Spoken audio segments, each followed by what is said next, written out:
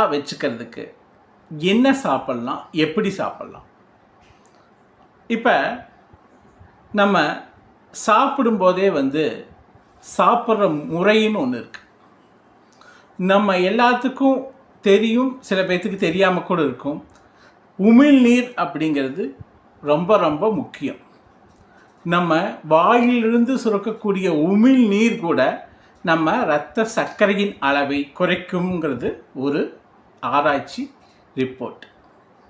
அப்போ அந்த காலத்திலேயே நம்ம முன்னோர்கள் இந்த உமிழ்நீர்கள் அதிகமாக சுரக்கிறதுக்கு தான் இந்த ஊறுகாய் மற்ற ஐட்டங்களெல்லாம் நிறையா உருவாக்குனாங்க.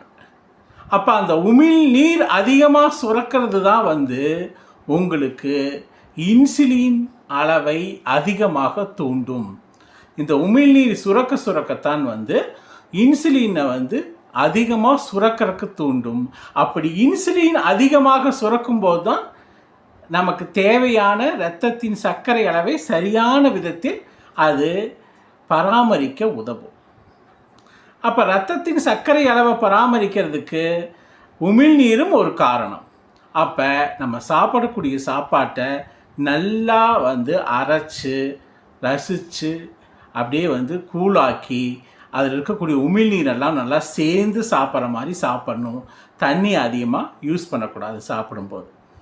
அப்போ அந்த அரைச்சு உமிழ்நீரோடு உள்ளே போகும்போது தான் உங்களுக்கு இன்சுலின் தூண்டப்பட்டு இன்சுலின் சுரந்து உங்களுக்கு உடலின் இரத்த அளவு சரியான நிலைக்கு வரும்.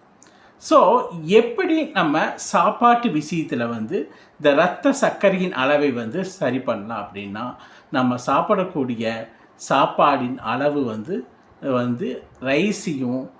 ரைஸ் சம்பந்தமான பொருட்களையும் டோட்டலாக கம்மி பண்ண முடியலைனாலும் அட்லீஸ்ட்டு ஒரு 50% கம்மி பண்ணிக்கலாம். கம்மி பண்ணிவிட்டு பழங்கள், காய்கறிகள், அதில் பார்த்திங்கன்னா காலிஃப்ளவர், ப்ரொக்கோலி, கத்திரிக்காய், இந்த மாதிரி காய்கறிகள்லாம் உங்களுக்கு நல்ல ஒரு அது இல்லாமல் நார்ச்சத்து இருக்கக்கூடிய பீர்க்கங்காய், அதுக்கப்புறம் வெவ்வேறு விதமான காய்கறிகள், பாகக்காய். ஸோ இந்த காய்கறி எல்லாம் ரெகுலராக எடுத்துக்குங்க. பசலைக்கீரையிலிருந்து எல்லா விதமான கீரைகளையும் அதிகமாக எடுத்துக்குங்க.